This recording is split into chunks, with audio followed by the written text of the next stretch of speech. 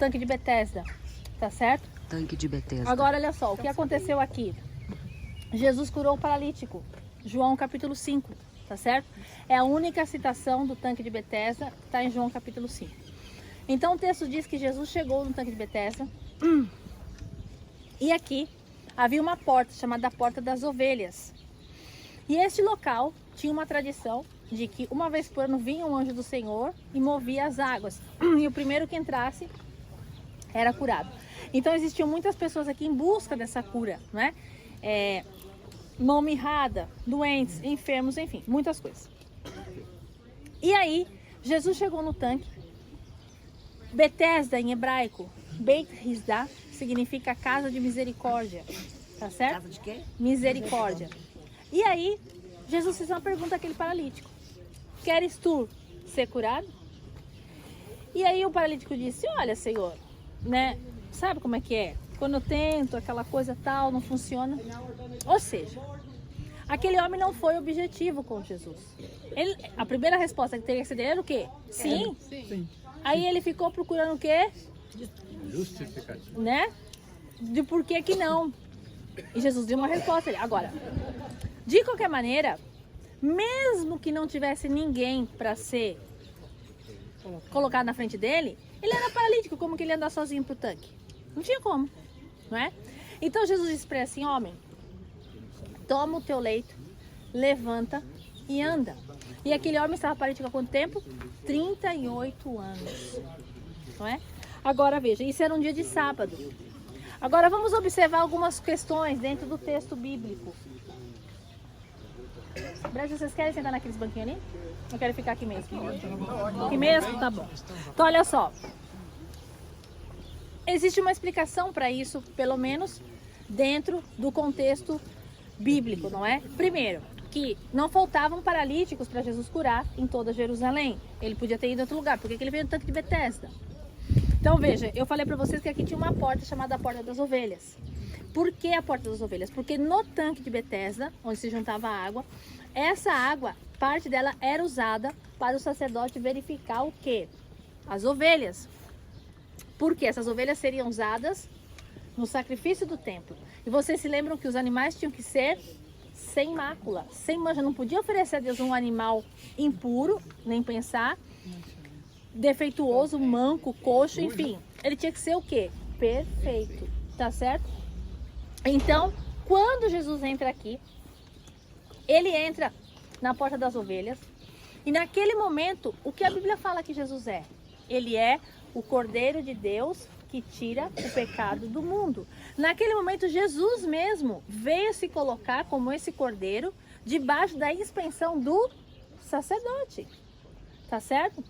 Porque ele seria crucificado, ele seria imolado, na verdade, ele seria sacrificado por nós. E era um dia de sábado. E esse local ficava perto do templo. Esse animal daqui, depois de supervisionado pelo sacerdote, ele era levado então para o templo, onde ali ele seria sacrificado, tá certo? Então Jesus naquele momento, ele se colocou debaixo disso. Você se lembra que Jesus, ele era homem, mas ele era Deus. Porém, como homem, Jesus também estava e se sujeitava muitas vezes às autoridades, tá certo? Ele respeitava isso. E naquele momento, ele se colocou, existia um cerimonial para que o animal fosse aceito. E Jesus naquele momento, ele se revelou aqui: eu sou o Cordeiro de Deus que tira o pecado do mundo. E aí Jesus curou aquele paralítico. Os judeus reclamaram com ele porque eles falaram o quê? Hoje é sábado. Tá certo? E não era lícito curar de sábado. E Jesus depois começou um embate teológico com os judeus a respeito do sábado. De se era lícito ou não era lícito curar no sábado. Fato é que aquele homem nunca mais foi paralítico. Agora, Jesus disse para ele: toma o teu leito e anda. Então a gente pode agora fazer aí, não é? Os pregadores podem fazer aí um leque de opções a respeito do leito e anda, não é? O leito representa muitas coisas. O leito representa uma paralisia, o leito representa uma comodidade, a pessoa se acomodou na situação, tá certo? O leito representa uma vergonha, então Jesus pegou, ó, leva aquilo que te aprisionava, pega ele e sai com você, tá certo? Agora, nós estamos falando de um paralítico físico, verdade? Aquele homem era um paralítico físico. Porém, existe um outro tipo de paralisia, existe uma paralisia espiritual. Existem muitas pessoas que andam perfeitamente, mas são paralíticas na sua vida. A vida dela não vai para frente. Ela está paralisada. Às vezes é por um medo, às vezes é por um trauma, às vezes é por uma má experiência, às vezes é por ansiedade. O que vão pensar de mim, não é? E a pessoa está paralítica. Então Jesus diz para ela, olha, toma o teu leito, levanta e anda. Agora veja, esse foi o segundo milagre que Jesus realizou em Jerusalém. Ou o primeiro, como vocês quiserem. Que o outro foi no tanque de Siloé, que nós vamos ir mais tarde, lá na cidade de Davi. Jesus realizou apenas 2 milagres dentro de Jerusalém. Que foi a cura do cego e a cura do paralítico. Os outros milagres de Jesus se deram aonde? Na Galileia, basicamente, fora de Jerusalém. Lázaro, você vai, mas Lázaro Betânia, tá fora daqui, tá lá na cidade de Betânia, tá certo? Então, Jesus praticamente em Jerusalém, o que ele fazia? Ele debatia com os sacerdotes, ele ensinava, ok? E ele veio na realidade para morrer em Jerusalém, porque Jesus nunca morou em Jerusalém, ele só via Jerusalém nas épocas das festas. Jesus morou aonde? Na Galileia. Lá foi o local de vida de Jesus, foi na Galileia. Os seus discípulos vieram com ele da Galileia, tá certo? Em Jerusalém, ele apenas veio consumar aquilo que estava previsto para ele, porque aqui estava o templo, não é? Então, quando Jesus pregou sobre os cambistas, enfim, tantas e tantas coisas que Jesus fez em Jerusalém, os seus ensinamentos, tá certo? Agora, os 2 milagres de Jesus em Jerusalém foi num tanque. O tanque de Siloé e o tanque de Betesda.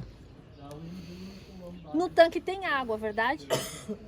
O que simboliza a água para nós? A ação do Espírito Santo, verdade? Quando a gente pega a água simboliza isso, não é? Então veja, para que haja uma atuação, o mover das águas, não é? Precisa-se da atuação do Espírito Santo, né? Quando, como é aquele hino? Chegou a minha vez, sei que hoje é meu dia, Jesus está aqui, move as águas, não é? Então veja só, não era só apenas necessário a água estar ali, era necessário o quê? O mover das águas, tá certo? Era necessário a ação do Espírito Santo. Então era necessário naquele momento o agir, não é? Então é isso que fica do tanque de Betesda. Então o que vocês veem aqui? Lá embaixo, tá certo? Está o tanque de Betesda, a época romana. O local foi sendo construído com o tempo. Depois, na época bizantina, eles construíram aqui em cima, eles construíram uma igreja. Vocês estão vendo ali a ruína da igreja. Tem umas colunas com cruzes, tá certo? Essa é a igreja de Neo Maria, porque, segundo a tradição cristã, Maria, mãe de Jesus, nasceu aqui, nesse local, e por isso tem uma igreja, tinha, né, uma igreja em homenagem a ela. A igreja foi destruída na primeira invasão muçulmana, e depois, na época dos cruzados, essa igreja que vocês estão vendo aqui, foi construída.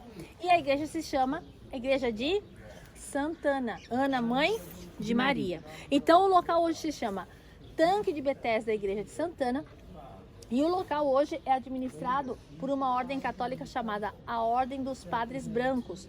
Eles se chamam assim porque a batina dele é branca. Eles são uma ordem missionária francesa que atua no norte da África. Vocês vão ver a bandeira da França também lá no topo da igreja, tá certo?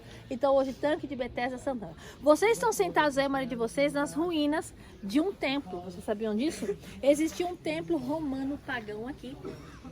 Um templo a Escolápios. Alguém sabe quem é Escolápios? Não, medicina. Escolápios é o deus da cura, segundo aí está o Padre Branco. Segundo a mitologia grega, não é? Escolápios, tá certo? Ele tinha então o poder de curar. Agora veja, qual é o símbolo da medicina? Um bastão com a cobra enrolada, verdade? E isso era o símbolo de Escolápio. Agora, preste atenção. Por que aqui? Porque, segundo a tradição grega, romana, Escolápios agia nas águas, onde tinha águas. Então lembre-se, Tanque de Betesda, época romana, época bizantina, muçulmano, cruzados, hoje em dia, tá certo? Agora, essa é a versão romana da coisa. Porém, eu prefiro pegar outra versão, que é a versão bíblica. A Bíblia fala de uma outra cobra. Qual foi ela? Serpente, né? Para levantar no A serpente deserto. levantada no Egito. Você lembra disso? Na No época de deserto? Moisés. O povo pecou. E que Deus disse a Moisés? Todo aquele que olhar para ela será curado. E como se chamava essa cobra, vocês se lembram? Essa cobra se chamava Neurastã. E foi carregada com o povo. Neurastã. Neurastã. Foi carregada com o povo até a época de Josias. Quando então isso se transformou no quê? Idolatria. Aí Deus disse pro povo, ó, corta esse negócio e joga fora, porque o povo está adorando esse negócio e joga esse negócio fora. E Jesus disse, o Filho do Homem será levantado. Tá certo? Então vocês podem escolher que o símbolo da medicina é o símbolo de Escolápio, ou que é o símbolo de Neurastã, que na realidade, mais à frente, simbolizando a quem?